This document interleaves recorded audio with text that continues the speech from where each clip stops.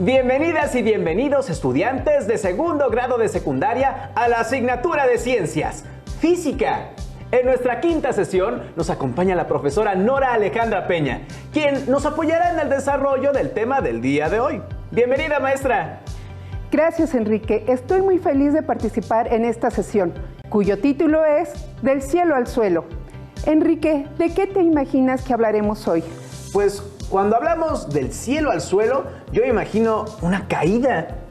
Efectivamente, Enrique. En este programa identificaremos el movimiento que nos desplaza del cielo al suelo y los puntos más importantes que lo caracterizan. Para ello, analizaremos la caída libre de diferentes objetos.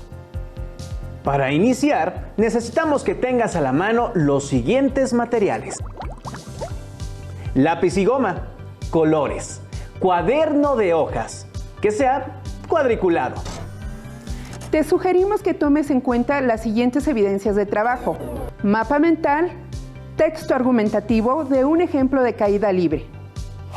Para facilitar ese trabajo, no olvides tomar notas de las ideas principales de tus reflexiones y de las preguntas que surjan durante el desarrollo del tema del cielo al suelo. Bueno, si ya tenemos todo, entonces, ¿qué le parece, maestra, si comenzamos? Claro que sí, Enrique. Desde hace mucho tiempo, a grandes pensadores y científicos como Aristóteles, Galileo Galilei e Isaac Newton han estudiado este movimiento. El primero en estudiarlo fue Aristóteles.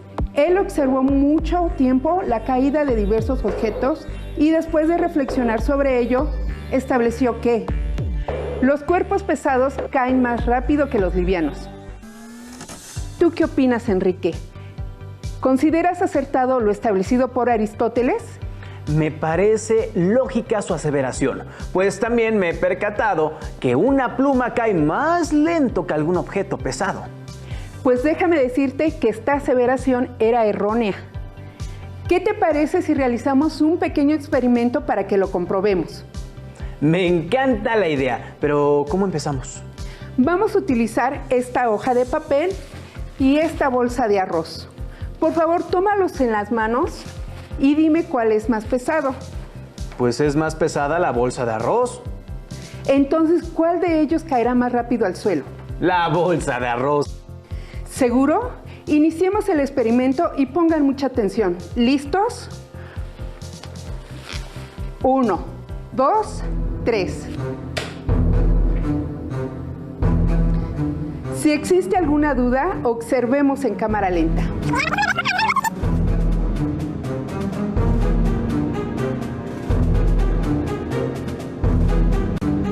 Se lo dije, llegó más rápido la bolsa de arroz porque pesa más que la hoja.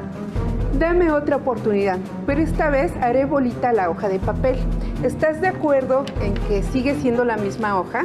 Sí, sigue siendo la misma hoja, pero aún así la bolsa de arroz pesa más y va a caer primero. Repitamos el experimento. ¿Listos? 1, 2, 3. Volvamos a verlo en cámara lenta.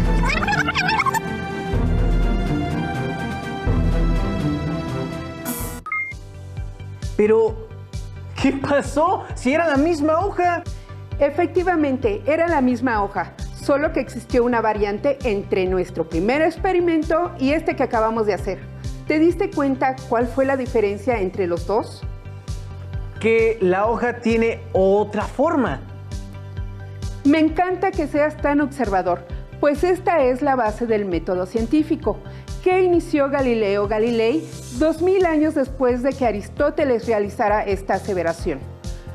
Consultando la revista de divulgación de la ciencia, ¿Cómo ves?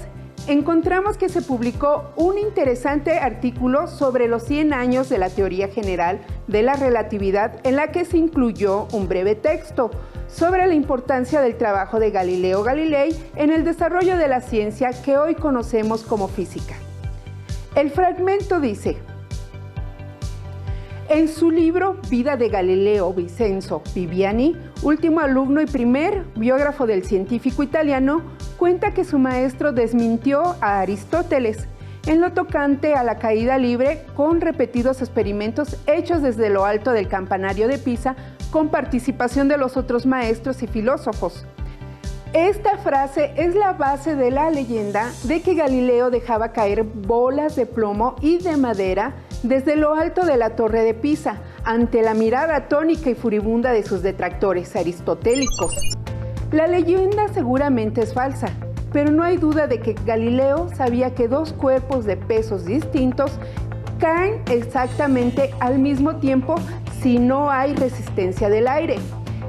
Este pequeño experimento nos ayuda a comprobar que dos objetos de dimensiones, formas y materiales distintos llegarán al suelo al mismo tiempo, siempre y cuando caigan de la misma altura al mismo tiempo. Esto es bastante interesante, pero aún no me queda claro qué tiene que ver la forma de la hoja para que ésta caiga al mismo tiempo que un objeto pesado. Cuando la hoja está extendida, ofrece mayor resistencia al aire. Esta resistencia frena la caída, por eso nos da la percepción de que cae con más lentitud. La resistencia al aire que presentan algunos cuerpos es un elemento que no había considerado Aristóteles, de ahí su confusión. Por eso cuando hicimos bolita la hoja, eliminamos la mayoría de resistencia al aire que tenía y cayó al mismo tiempo que la bolsa de arroz.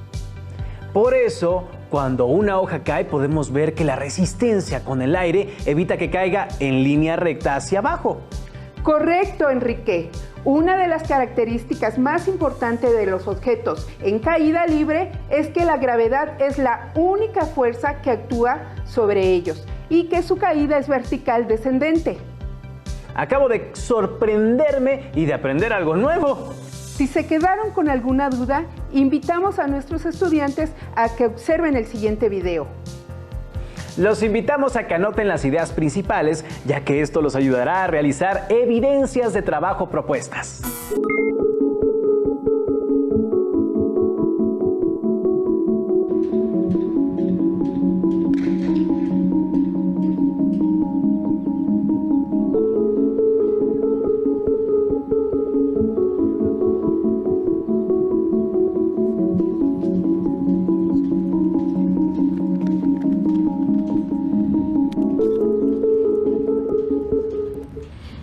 Estos corredores no hay quien los alcance.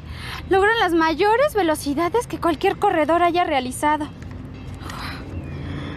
Parece sencillo cómo estos atletas logran correr estas distancias en tan poco tiempo. Segundos prácticamente. Velocidad, aceleración, distancia y tiempo sabemos que tienen que ver directamente con el movimiento. ¿Creen que la caída de los cuerpos también tenga que ver con estos conceptos? ¿En qué se parece el movimiento de estos atletas al de caída libre? Si pensamos en la posibilidad que tiene un cuerpo de caer libremente, ¿su caída dependerá de su masa? ¿Conservará su dirección y sentido durante toda esa caída? La caída libre de un cuerpo se da bajo la influencia de la acción de la gravedad. Se sabe que un cuerpo cayendo libremente se acelera de forma constante, conservando su dirección y sentido durante la caída. Si dejas caer dos objetos de distinta masa desde una misma altura, ¿cuál llegará primero al piso? La que tenga mayor masa. Porque es más pesada. El que pesa más. Por la fuerza de gravedad. El de más peso. ¿Por qué? Porque agarra mayor velocidad a la hora de caer. Yo creo que las dos, porque están a la misma altura y le pones la misma fuerza, no importa la masa. Seguramente han visto que cuando un cuerpo se mueve sobre un plano inclinado, su velocidad aumenta poco a poco hasta llegar a la base del plano. El cambio de velocidad puede apreciarse al comparar el tiempo que tarda un objeto en recorrer segmentos iguales de longitud conforme pasa el tiempo. Esta evidencia se puede tener tanto en el movimiento horizontal como en el vertical. En una caída libre, la aceleración que experimenta un objeto es de 9.8 metros por segundo cada segundo a nivel del mar. Los cuerpos que caen libremente lo hacen en forma vertical. Poco a poco van aumentando su velocidad de caída de manera constante, es decir, se aceleran, a menos de que algo se los impida. Por ejemplo, un paracaidista, antes de abrir su paracaídas, cae libremente en forma vertical debido a la aceleración de la gravedad.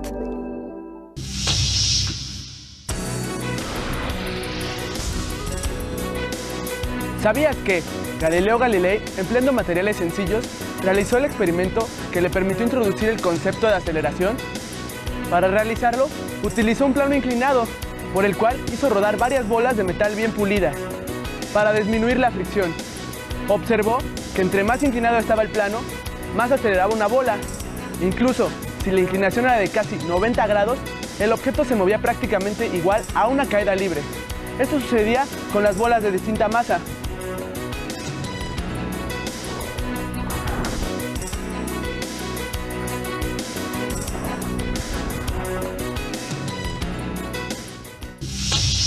El experimento de Galileo Galilei no solo demostró que los cuerpos caen con una determinada aceleración, sino que entre mayor sea la inclinación, se produce una mayor aceleración.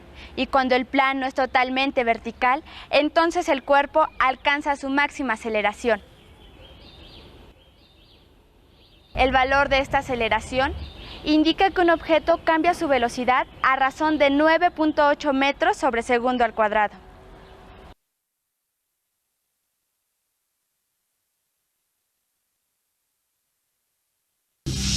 ¿Cuál de estas dos hojas de papel caerá más rápido? A, la extendida. B, la compacta. C, ambas. La forma es un factor que influye en la caída de los cuerpos. De hecho, aquellos que están extendidos no presentan una caída totalmente libre. Es fácil demostrar cómo, en presencia de aire, los cuerpos compactos caen más rápidamente que los extendidos. La caída de los cuerpos no depende de su masa. Si un cuerpo cae libremente, se ve influenciado por la fuerza de la gravedad. Entonces, la aceleración que ejerce esta fuerza es constante y uniforme y recibe el nombre de aceleración de la gravedad.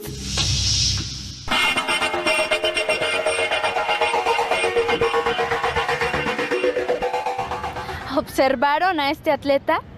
En la prueba que acaba de realizar, experimenta un movimiento vertical cuando apoya su garrocha para pasar la valla y una vez que lo ha logrado, experimentará en su cuerpo la aceleración de la gravedad hasta llegar a frenar totalmente en el colchón.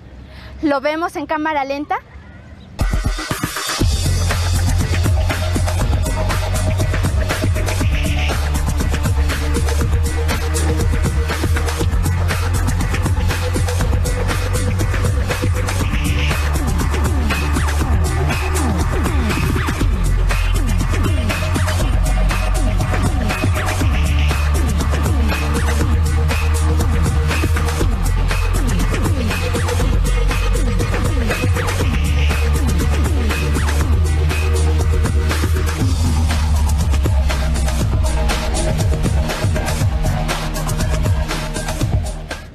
En realidad lo que experimenta este atleta son varias situaciones y una de ellas es la caída libre al pasar la valla y empezar a caer hasta llegar al colchón.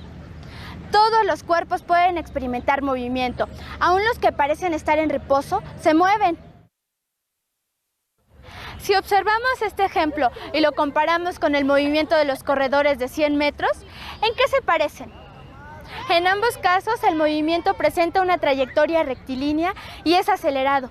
Recordemos que si la distancia que recorre un objeto es la misma en los mismos intervalos de tiempo, entonces se dice que su velocidad es constante. Además, al caer libremente, los cuerpos experimentan la misma aceleración sin importar su masa. Gracias a estos conocimientos se cuenta con aplicaciones para nuestra vida diaria, como los toboganes, que deben tener perfectamente calculada la inclinación y con ello evitar que quienes lo usen caigan demasiado rápido y logren frenar a tiempo. O el diseño de los paracaídas, para disminuir la aceleración y que los paracaidistas puedan llegar a tierra suavemente. Gracias por acompañarnos a ver este video. Maestra, ¿nos puede apoyar para rescatar las ideas principales? Antes que nada, es importante aclarar que todos los ejemplos que aquí vemos son aproximaciones al movimiento de caída libre ideal. De hecho, un clavado o dejar caer las llaves desde alturas pequeñas son muy buenas aproximaciones.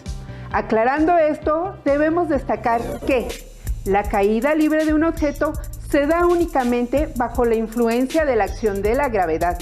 En la caída libre, la aceleración que experimenta un objeto es de 9.8 metros por segundo al cuadrado por cada segundo que cae. Es decir, se aceleran de forma constante. Los cuerpos que caen libremente lo hacen de forma vertical. La forma de los objetos es un factor que influye en la caída de los cuerpos. Los cuerpos extendidos no presentan una caída totalmente libre debido a la resistencia del aire. Al caer libremente los cuerpos, experimentan la misma aceleración sin importar su masa. Con esta información ya podemos construir nuestro mapa mental. Así es, Enrique. Sin embargo, me gustaría que realizáramos otro análisis para apoyar a los estudiantes que nos acompañan en esta sesión a despejar cualquier duda. Analicemos los siguientes ejemplos e identifiquemos las trayectorias, las formas que tienen los objetos que caen y las fuerzas que interactúan con él para determinar si se trata de una caída libre. Pues a practicar lo que hemos aprendido. Enrique, ¿alguna vez has sentido los efectos de la caída libre? Francamente, no creo, pues nunca me he lanzado en un paracaídas. Efectivamente, al menos al principio de la caída, y claro, cuando no se ha abierto el paracaídas, lanzarnos así puede ser un buen ejemplo de caída libre. Sin embargo, pocos podemos hacerlo. Otro ejemplo más accesible para percibir la sensación de caída libre durante una fracción de segundos es cuando nos subimos a algunos juegos mecánicos. Observemos la siguiente imagen. Enrique, ¿consideras que en este juego mecánico es posible observar el movimiento de caída libre? Pues lo que puedo ver es que la pendiente está muy inclinada, casi está de forma vertical. La forma del carrito considero que es compacta. ¿Y el teleauditorio que nos acompaña, qué piensa? ¿Consideran que es un claro ejemplo de caída vertical? Analícenlo con calma y argumenten su respuesta. Enrique, ¿a qué conclusión llegaste? Fácil, aunque no estoy muy seguro, considero que se trata de un ejemplo de caída vertical. Enrique, ¿qué es lo que te hace dudar? Pues que la trayectoria no es totalmente vertical.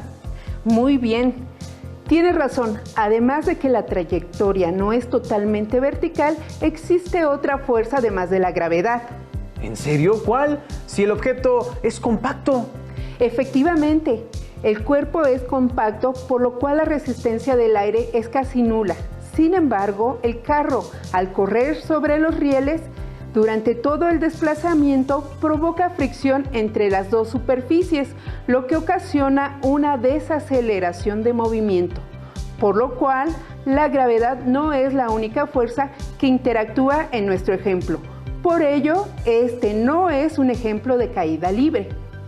Empiezo a entender. Pondré más atención en el siguiente ejemplo. Invitamos a nuestras alumnas y alumnos a que hagan lo mismo, pues con estos ejemplos lograrán realizar el texto argumentativo sugerido. Observen la imagen y argumenten si se trata de un ejemplo de caída libre. ¿Qué opinas, Enrique? ¿Se trata de un ejemplo de caída libre? Pues después de observarlo con detenimiento como Galileo Galilei, he concluido que se trata de un movimiento de caída vertical. ¿Estás seguro, Enrique? Esta vez analicé la imagen con más detalle y puedo observar una parte del riel totalmente vertical, por lo que ahora sí estoy seguro de que representa un movimiento de caída libre. Tienes razón, Enrique. Cumple con la característica de la trayectoria vertical en este tramo del juego. Al igual que en el ejemplo anterior, existen otras influencias además de la gravedad, sin embargo, esta es casi nula, por las características del diseño del juego. por lo que es posible considerarlo como un ejemplo de caída libre. Todo esto me ha ayudado a aclarar algunas cosas, pero aún tengo algunas dudas y preguntas, tal como podrían tenerlas las alumnas y los alumnos que nos están viendo. ¿Te parece si observamos una tercera imagen, pero esta vez les pediremos a nuestros estudiantes que la examinen muy bien, pues a partir de ella completarán su texto argumentativo? Me parece muy bien, pero ¿qué te parece, maestra, si hacemos algunas preguntas? Estas cuestiones deben guiar a los estudiantes para determinar si podemos considerar la imagen 3 como un ejemplo del movimiento de caída libre. Claro que sí. Mientras miran la imagen, traten de contestar las siguientes preguntas. ¿Existe algún agente externo además de la gravedad que provoque la caída del agua? ¿Cómo es la trayectoria que describe el desplazamiento del agua? ¿Consideras que existe resistencia del aire en la caída del agua? ¿Identificas qué es lo que sucede al caer el agua sobre las paletas de la rueda? Es importante que trates de contestar todas las preguntas, pues con base en ellas te será más fácil redactar un texto argumentativo. Con estos cuestionamientos en mente, les pedimos a nuestras estimadas alumnas y alumnos que examinemos con detenimiento la siguiente imagen. ¿Qué opinan, estimados estudiantes? ¿Cuál es su conclusión? ¿Tenemos un ejemplo de caída libre? Pues sin temor a equivocarme, estoy seguro que la imagen ejemplifica totalmente una caída libre. Tienes razón, Enrique. Para empezar, existe un momento en que el agua solo es influenciada por la fuerza de gravedad, lo que provoca una caída vertical descendente.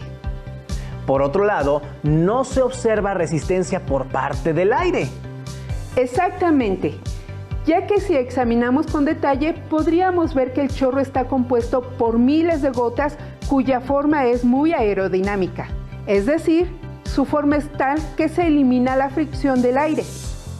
Lo que me encantó es ver que este tipo de movimiento lo podemos utilizar en la generación de energía eléctrica. Por ello la importancia de estudiar este movimiento. Enrique, ¿conoces otra aplicación en nuestra vida diaria? En el video que observamos vi que hay casos que tienen que ver con la caída libre, entre ellas la aplicación que viene a mi mente es la aviación. Tienes razón, Enrique. En algunos casos se prueban aviones en caída libre o se les deja caer para simular efectos de ingravidez, pero también se utiliza en la industria de alimentos para separar frutos, nueces y semillas, en la manufactura de recipientes de vidrio, en molinos de agua y de manera más sofisticada en la generación de energía eléctrica y en nuestra recreación, ya que algunos juegos mecánicos y toboganes, como vimos en el video, aplican este concepto. Ahora entiendo por qué es importante estudiar y comprender el movimiento de caída libre. Así es, Enrique. Para cerrar esta sesión y fortalecer el tema, les pedimos a nuestros estudiantes que nos acompañen que observen el siguiente video. Tiene razón, maestra. Creo que a todos nos ayudaría mucho a hacer un repaso. Por favor, presten atención al video.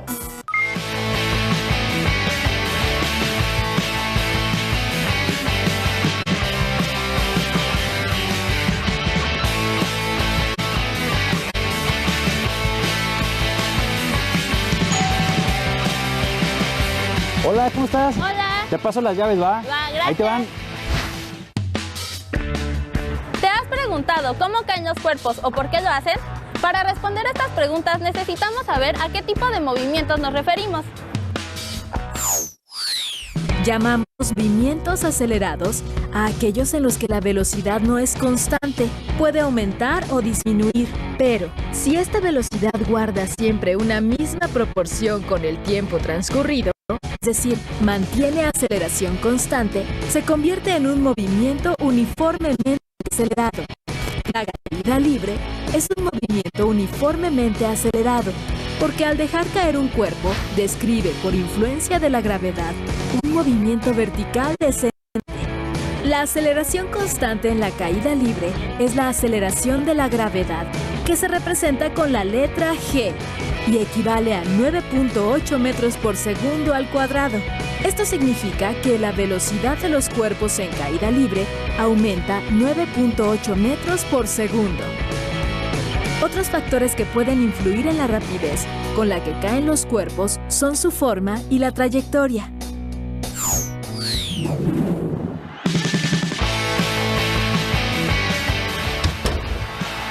Oye, Manuel, ¿qué haces? Hola, estoy viendo una prueba de clavados desde la plataforma de 10 metros. Mira, está participando la mexicana, Paola Espinosa. ¡Wow! Es en caída libre. Así es. De hecho, el clavado de Paola es un movimiento vertical descendente con aceleración constante.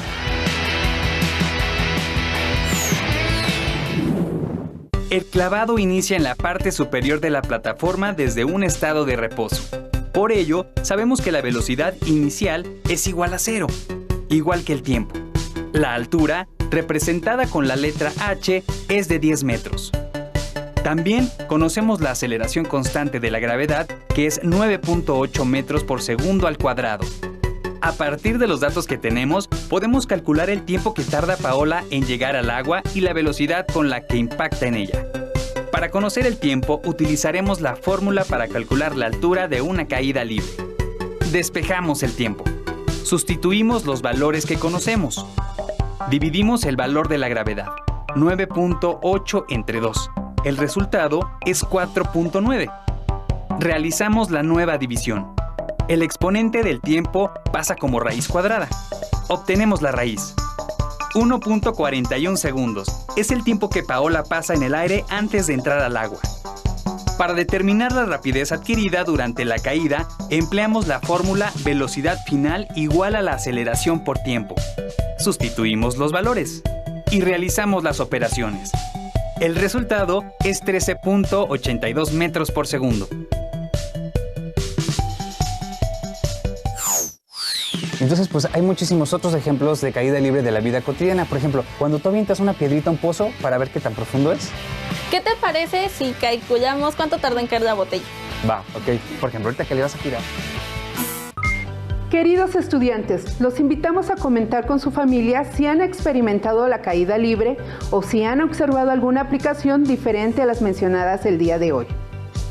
Los invitamos también a reproducir el experimento que realizamos en esta sesión, utilizando objetos con formas, tamaños y materiales diversos. Agradezco a la maestra Nora Alejandra Peña por su valiosa intervención y a ustedes, estimados estudiantes, los invitamos para que nos acompañen en la próxima sesión de Aprende en Casa 2. ¡Hasta pronto! Si tienes dudas o